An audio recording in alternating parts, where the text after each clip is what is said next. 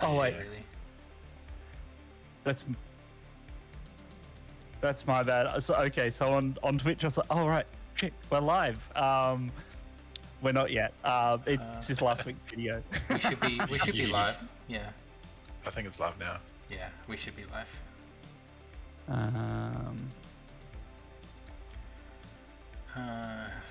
So Is this like? Oh, it's still got just the background music going. yeah, is that too loud? Yeah. You should be able to hear both. Or yeah, you should be able to hear both of us, all of us. Hopefully. Sweet. I'm just struggling with some. Ah, there we go. Twitch just took a while to figure out that we were live, so I could go and like watch our own stream just to hear it has sounds. Okay, Yeah, cool. yeah. All right.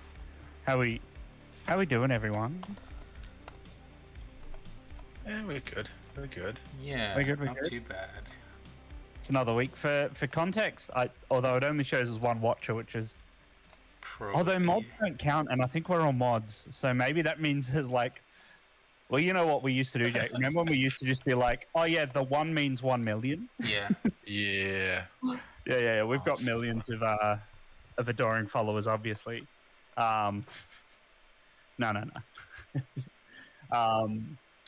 Oh man, sorry, we're a bit disorganized this week because we had to shuffle around our start time, and I forgot to check the time, and also I didn't realize I was on the hook to be streaming this week, so Jake's madly getting set up because he's in a better position than me to do it. So we will get started real soon. And I mean, I'm not even set up to stream, so that's my bad on that front. That happens, mate. That happens. In the meantime, let's just have let's see what's new in the news. Yeah. Oh, there was something about prox shell in Exchange. I remember seeing that on Reddit. Oh yeah. Microsoft had changed under attack with the proc shell flaws. Proxy shell vulnerabilities. What's this about? Just killing time. Okay, I think I am. Let's have a look at what one of the vulnerabilities is. Okay, I think I'm basically ready to go. When else? Go team. The Microsoft vulnerability information has like absolutely zero like information. It's just like, here's the vulnerability, but there's no like real technical explanation about what it is. They don't want to give away all their secrets, right? Although, unless these are the ones where they've done CVEs in advance, I don't know. I haven't really been on top of it. It was just the first piece of news. But if we're ready to go, we might as well get going. Yeah, we're ready to rather than humbling through reading about vulnerabilities. go. Okay. Get us started, Jake. Let's get us started. Let's hop over to this. So, yeah, this week we're doing Darkhole, which is another easy VM from Vulnhub. It's very similar to the one we did last week with a few extra, like it's slightly more difficult. So we're getting there. We're working our way up slowly, which is nice. We start off, I guess, as we always do, with our Nmap scan. So we can see from this time that we've got SSH open and port 80 for our website.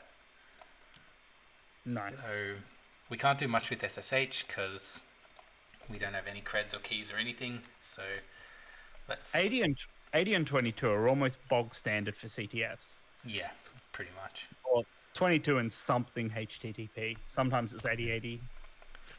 I mean, okay. I do have a question. Like, what would you do if there weren't any open ports, right? Oh man, we've had them where in CTFs there's generally always something. Yeah. But there was one where the actual escalation was switching to IP version 6, also scanning UDP. Yeah, so you can scan our larger port range. So you can do -p- to just scan all TCP ports. You can do ones, like it was only listening on the IPv6, so it wasn't listening on v4. So we had to change the scan there as well. There are like some few extra things you can do, but it only really shows up on the harder difficulty boxes because the easy ones, they're just trying to ease you into it with, you know, the default settings and things like that for a lot of the scripting tools and stuff. Well, and if the box literally, legitimately has nothing exposed, congratulations, it's probably relatively secure. Like, physical access is the next step. Yep. In CTFs, there's always something. Yeah, exactly. Yeah. All right, what are we doing now? We are just opening this so that we can run GoBuster in the background. Yep. We're basically going to run exactly the same thing that we ran last week, but this time it's against 164. So we'll let that run, and while we do that, we'll take a look at the site itself. Again, it's a fairly kind of plain, static website that doesn't really do a lot, except there's this login button. So we'll give that a go.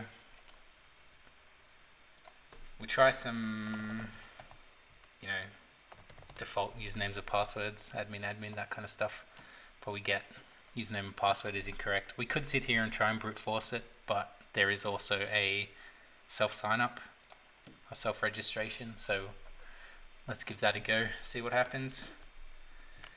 We're going to sign up with our regular kind of those guys with an E.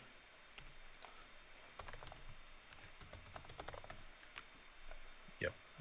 Good job rendering that, but that is just an email address. And yeah, it's always fun when it doesn't render correctly, right? Yeah.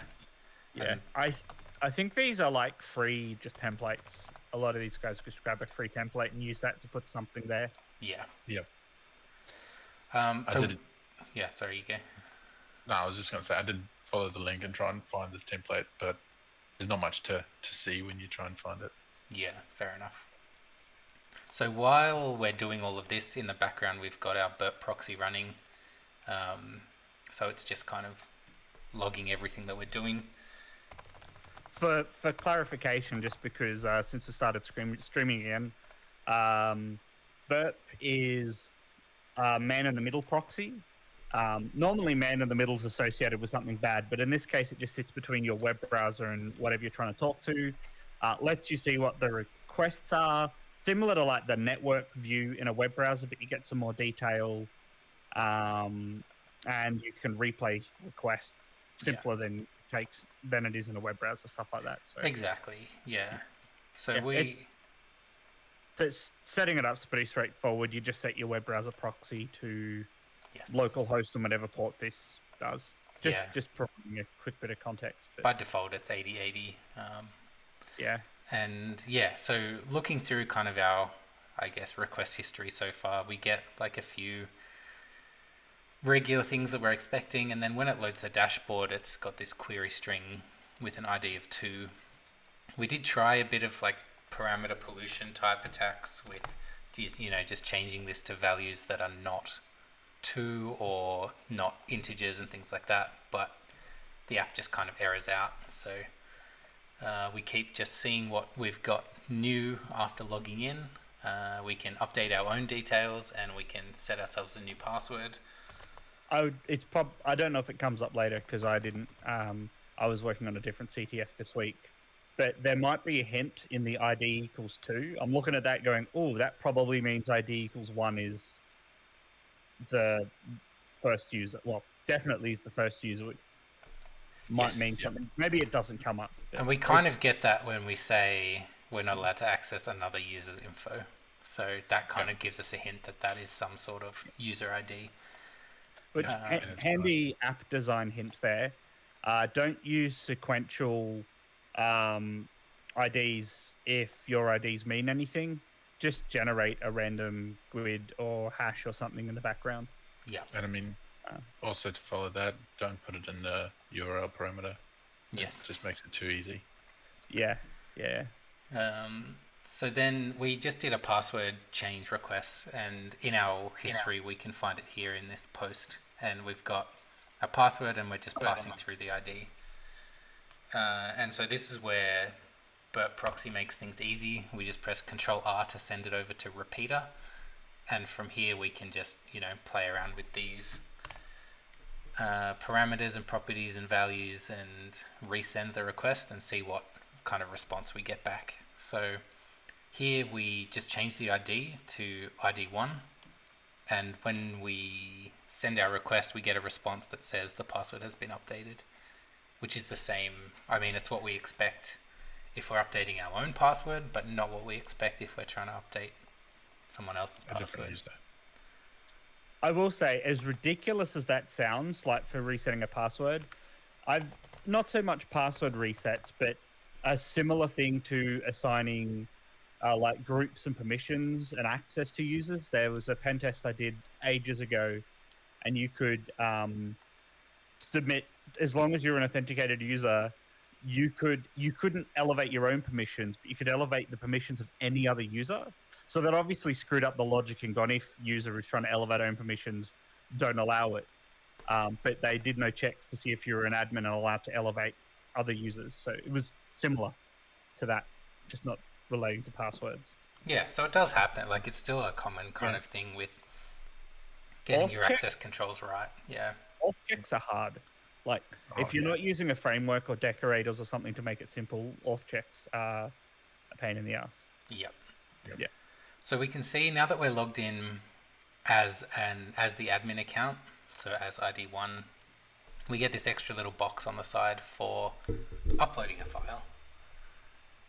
And we know from, I guess, the file extensions in the site and also our go-bustering that the app's running PHP. So once again, we'll give our PHP reverse shell a go, give it an upload, see what happens, and we get, sorry, not allowed, only allowed JPEG, PNG, and GIF, whatever you want to call it. It's always a GIF. It's always a GIF. Yeah. Acronyms take the sound of the first syllable of the first word. So actually, graphics GIF. It's probably a contentious topic. That's probably the most contentious thing we'll say all night. Yep. So now we're getting into the realm of file upload bypass stuff. So typically the way that these work, it's either a whitelist or a blacklist. So blacklist is basically they've given a list of file extensions that they don't allow, which is the bad way of doing it. And the good way of doing it is a whitelist. So what we're going to do next is kind of try and determine if they're using the good way or the bad way by uploading files that don't have the PHP extension directly but still act as PHP files. So the way to think about it is, because a blacklist is what you hear about a lot. Blacklists are useful when you've got a lot of valid options and only a few bad things or you're okay because the few bad things will always be in the minority. Whereas a whitelist is what you want and you don't care about anything else. So for the case of file uploads, whitelisting on extension is always handy because you're going to want a finite number of file types to upload for something like that. I mean, there's a lot of different ways to securely handle file uploads, and it's almost like one of those defense in-depth approaches. Like, file extension is one component of it, then you've got a whole bunch of other mechanisms and controls that you can put in to also prevent the file from being uploaded. But in this case, checking it when it is uploaded as well, make sure, like, my Windows machine popped up as soon as I had this file on it saying it was a vulnerable file. So simple virus check often throws up some things for these ones. Yeah, true. So basically all I've done here is taken our initial request to upload the file, sent it over to Intruder, which is our kind of automated attacking tool. We're going to use Sniper for this because we only care about one variable, and that's the file extension. And over in our payloads, we're going to add a list of known, is that going to work? Cool. A list of known file extensions that will basically execute PHP code. Because we've got a dot in our payload, we don't want to URL encode that. Because it'll replace it with the percent, whatever it is, the code for a full stop. From there, because we're using the free version, it just complains it's going to be a bit slower, but even then it's not that slow. And what we get back is we can see that for our .php, the length is 2753, which is basically the response length of the website saying, where is it down here, that the extension's not allowed. But all of these other ones have a different length. And when you look at those responses, they actually say that the file was uploaded successfully. And they're all slightly different because it also includes this length of the link to the file. Yeah. So in theory, we can basically pick any of these files now to navigate to and hopefully get a shell. Which is it's a really useful lesson. A lot of CTFing and pen testing and even just life in general is about figuring out a signal. So on one level, you might go, well, let's just blindly return a 200 for everything to make it harder to figure out what's allowed and not allowed. But if the content size of your error messages is different, if it's allowed versus not allowed, then you might as well just go back to using the HTTP standard messages and being useful. Exactly. Yeah. We also know that the server's running Apache, and our GoBuster came up with a couple of directories. So before we got to this stage initially, we also just sort of took a poke around at these directories. So /config, and we can see that directory listing is actually enabled on the server, which means that if we also go to /upload, we get to see all of our files that we've uploaded. And there's been a few. So we can sort of confirm. They're all that same file just because of the... Yeah, so we can confirm that all of these ones that the intruder attack sent out did actually work, or did upload at least. So now we just kind of click one of them and see what happens. We've set up our listener in the background, and we can see that we get a shell back. So now we're on the box as www.data. It's time to take a little poke around the file system. As always, we sort of start with the password file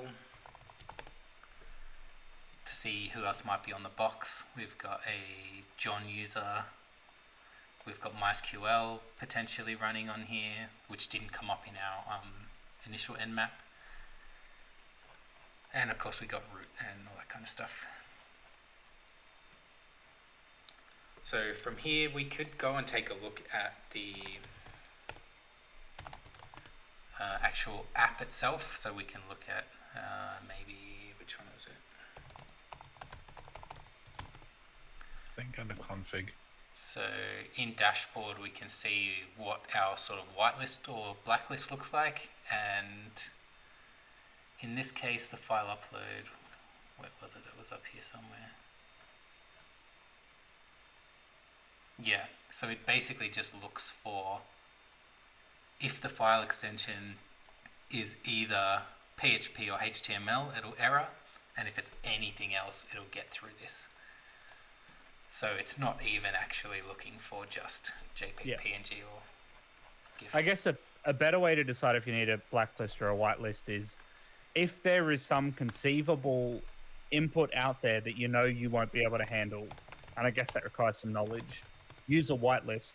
If you know that in general you're going to be able to handle anything.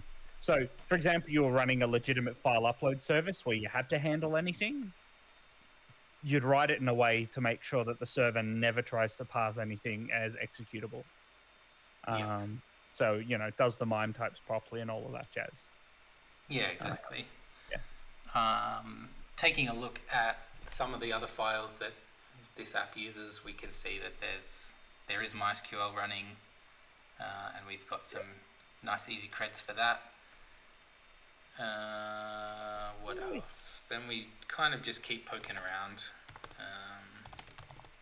looking at like file permissions and things like that. We take a poke around the home directory. Yep. And I think the other thing to be clear about when we're doing our recon is we don't, like, when we do the streams, we don't show you all the recon we do, just like kind of the prescient path we took. Yes. Because like the one I'm working on, I spent like an hour yesterday just doing recon, and you don't really want to sit on a stream of someone just going, what if I look here? Oh, hey, Moral. Yeah, exactly. It's moral. Yeah, Moral's Some here. some people might want to see that, but not all white. Yeah, so we're thinking of doing a separate stream for that kind of stuff, like the actual. Yeah. At some point, we were thinking about like maybe once we get back into it a bit more, is the prep streams where we're just like going through a box, as long as we can do it publicly, just streaming us doing the prep streams where we actually explore and we might talk about our thinking. But you just got to be prepared for a lot of silence as we go, Yeah. what next? Yeah. I'll be honest, I did stream a bit of that, like to work colleagues as a educational-ish thing. And some of them enjoyed it, some of them dropped off. But it was still good. Thanks, Moral. Yeah, we got this. So yeah, poking around the home directories, we can see that we've got a bunch of extra permissions to the John directory that we're not expecting to have as www data. So we head on in there and see what we can do. Straight away, there's a bunch of stuff that's not standard for a user's home directory. We can't read user.txt because we're not John, which is fine. But we notice there are some interesting things like the SSH directory we should have permissions to. There's this password file which we don't have permissions to. And also this Toto binary which has the sticky bit set, which we have talked about in a bunch of previous streams. But basically the way that works is when you run this file, it will give you, or you will inherit the permissions of the owner-owned group of that file. And because this is owned by root, it looks like a very juicy way of potentially jumping straight to root. And we have, as everyone, we have execute permissions on this file. Yeah, so sticky bits were a workaround back in the Unix days for trying to be able to do stuff as admin. So you might want your users to be able to do something that normally requires admin access, or you as the admin might not want to run as admin all the time, but you want to have utilities you can run that have the right permissions. So think of it as like achieving the same outcome as sudo in a far crapper way, as we'll probably demonstrate at some point in the next 5 to 10 minutes. Yes. Yeah. So we run Toto and it doesn't actually seem to do a lot. It just kind of outputs what looks like the same as the ID command if we just run ID directly. And because we have read permissions here and write permissions to the upload directory, which we can just browse straight to from our browser, the way that I exfilled this file was just copy it to the upload directory and then download it. Can save it to wherever, streams, Darkhole, that'll do. Cool. So now that we've got a copy of it, we can do some offline attacks to it. So we start off with things like our basic strings. We do like an ltrace and stuff like that. And we can see that it's doing the setuid stuff, which is what we're expecting it to do. And then a bunch of other stuff in here that's not really useful from a strings command. So we head on over to Ghidra, our favorite little decompiler at the moment. Let it load up and do its thing. I really need to install that and actually play around with it myself. It just comes with Kali. No, it doesn't. Oh, doesn't it? Oh, that's No, right. no. I forgot about that. I thought it did. Whoa, why you got so many boxes? Doing all of the things. It's thinking about it real hard. Okay, so because I already had this open, I guess, before as a different project, it's just reloaded the same thing again. But basically all you do is import the file, and then run that analysis, and then from there we can look in the function